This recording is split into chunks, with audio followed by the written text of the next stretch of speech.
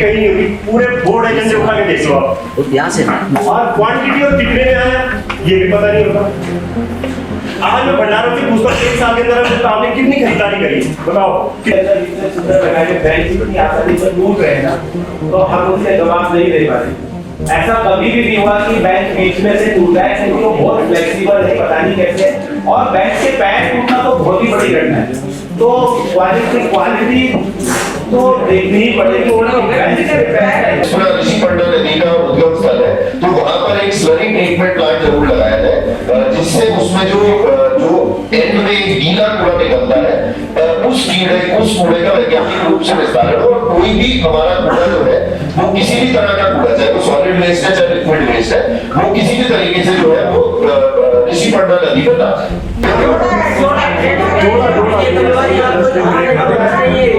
ये बहुत संवेदनशील बातें हो रही है, और पूरा समाज, पूरा मजदूरी, पूरा उत्तराखंड इसको देख रहा है कि यहाँ पे क्या हो रहा है। कृपया उसको, इसकी मर्यादा को बनाए रखे। ये बोर्ड है, यहाँ पे निर्णय लिए जाते हैं इस जल के हित में। मुझे लगता है इस बार तो उस तरीके से कर सकते हैं, क्योंकि उनको देखो रेनकोट एक ऐसी चीज है कि उनको पूरी बरसात में उसी रेनकोट के अंदर रह करके काम करना होता है, तो उनके उस क्वालिटी में किसी तरीके का कोई कॉम्प्रोमाइज नहीं होना चाहिए। सर एक जेल पोर्टल है केयर मेरा का, एक जेल पोर्टल है फलाने का। नहीं जेल पोर्टल एक ही है, इसका कम से कम रेट है। बात है जेल पोर्टल एक ही है, जेल पोर्टल मेरा का अलग पोर्टल थोड़ी है। मार्केट के अंदर ना नहीं तो वहाँ पर टेंडर ही तो होता है। इसका एक मैसेज जाता है कि बहुत ज्यादा डस्टबिन 150 रुपए में बाल्टी आ जाती है, और यहाँ डस्टबिन आ रहा है। पूछने विषय अब क्वालिटी कितनी अच्छी नहीं। मैं डस्टबिन की बात करता हूँ, डोर टू डोर ये डस्टबिन खरीदने जा रहे हैं।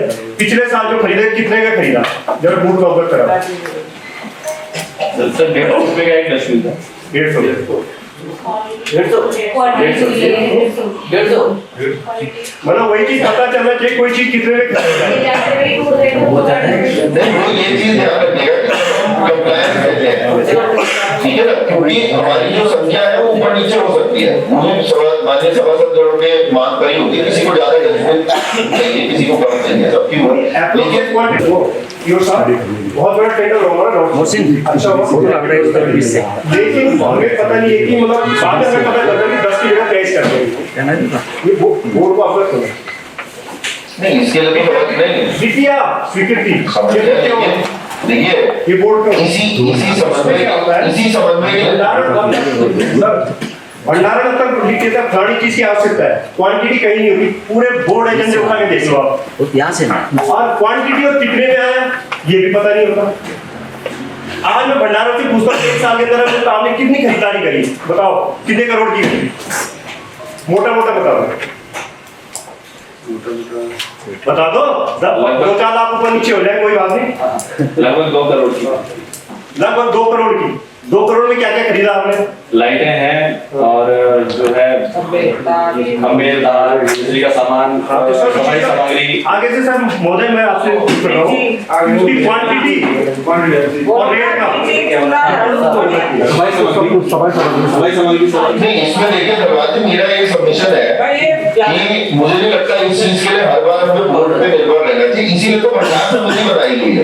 बोर्ड तो देखिए 3-4 महीने में एक बार बैठेगा, भंडार समिति इस चीज का अवलोकन करेगी, कितनी चीज आ रही है, क्योंकि फिर समिति का आगे क्या रहेगा, इसके बाद जो है तो क्वांटिटी और रेट का वो सब पता है, दो चीज। इसका एक मैसेज जाता है कि बहुत ज्यादा डस्टबिन 150 रुपए में बाल्टी आ जाती है, और यहाँ डस्टबिन आ रहा है।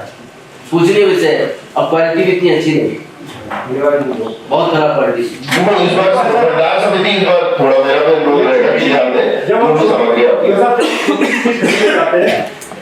10,000 की चीज तो मार्केट सर्च करते हैं, या जेम पोर्टल का मतलब यही कि एक ही जेम पोर्टल पकड़ लिया और जेम पोर्टल के अंदर कोई गतिविधियां नहीं होती, जो मर्जी खरीद लो। नहीं ऐसा नहीं है, कंपटीशन कराएगा मार्केट के अंदर, नहीं जेम पोर्टल में कंपटीशन नहीं होगा।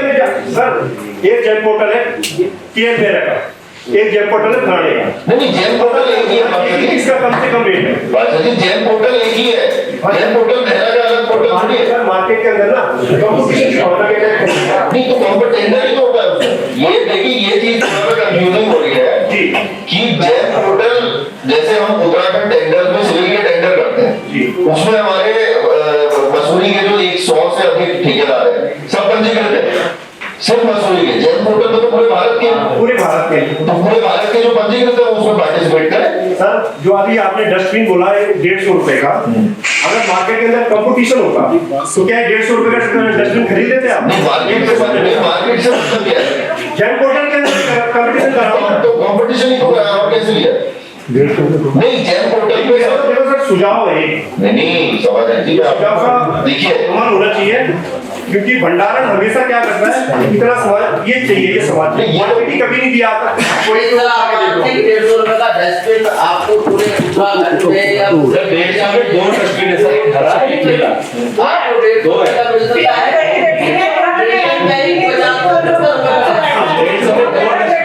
एक हरा एक नीला। क्या कवि भाई आपको बताना चाहिए आप खर्चा करवा रहे हैं तो एक हराई लाखों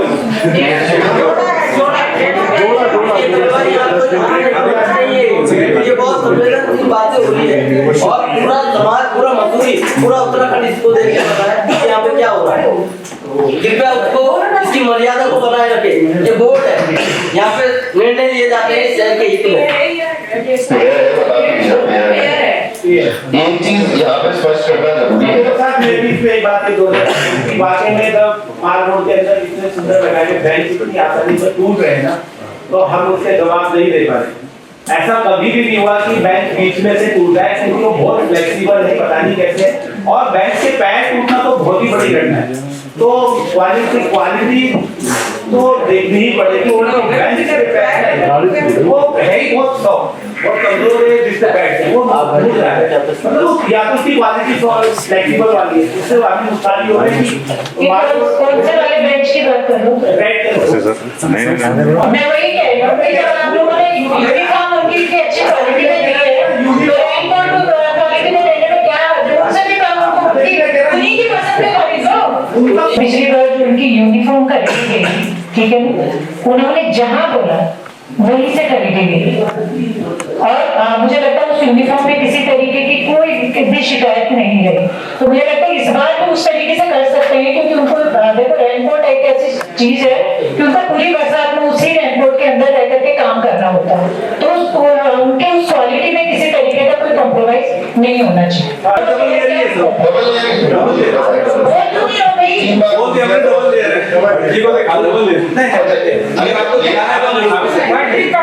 एक तो मेरा सभी जिम्मेदारी अधिकारी हमारे बैठे हैं, बोर्ड बैठे हैं, आप लोगों से निवेदन है कि आप लोग बोर्ड बैठे ऐसा सोए मत रहिए। एक डस्टबिन पे आधा घंटा चर्चा करने के बाद में पता चला कि वो एक नहीं 2 डस्टबिन है, तो वो ये थोड़ा सजगता के साथ आप लोग अपने जवाब कीजिए। वो 150 बाद में दिखाएगा जोड़ा वो दिखाएगा 150। हाँ, बायोमिथिलेशन प्लांट और इसमें देखिए कूड़े को लेकर के हमारे 2-3 पॉइंट्स हैं। सर्वप्रथम ये है कि हमारा जो बायोमिथिलेशन प्लांट है वो संचालन उसका बंद है, और उसके संचालन का बंद होने का जो मुख्य कारण है वो वहाँ पे ETP का नाम होना है, जो एफ्लुएंट ट्रीटमेंट प्लांट है। इसमें अभी पिछले सप्ताह उप जिलाधिकारी महोदय फॉरेस्ट मेरे द्वारा और पोल्यूशन जो डिपार्टमेंट है उनके चारों के द्वारा निरीक्षण किया गया था, और उसमें ये तथ्य सामने आया कि चूंकि उसके बहुत निकट जो है ऋषिपंडा नदी का उद्गम स्थल है, तो वहां पर एक स्लरी ट्रीटमेंट प्लांट जरूर लगाया जाए, जिससे उसमें जो एंड में एक गीला कूड़ा निकलता है उस कूड़े का वैज्ञानिक रूप से निस्तारण हो, और कोई भी हमारा कूड़ा जो है वो किसी भी तरह का कूड़ा, चाहे वो सॉलिड वेस्ट है चाहे लिक्विड वेस्ट है, वो किसी भी तरीके से जो है वो ऋषिपंडा नदी में ना जाए। तो उसके लिए हमारा जो था हमारी शासन से बातचीत हुई, शासन द्वारा ये निर्देश दिए गए कि इसमें 60 लाख का 60 लाख की जो एक एस्टिमेट है, जो भी शासन स्तर की पेंडिंग है स्वीकृति मिले, शासन ने 60 लाख रुपए ये है, तुम सब नहीं पूरा ही बता रहा हूँ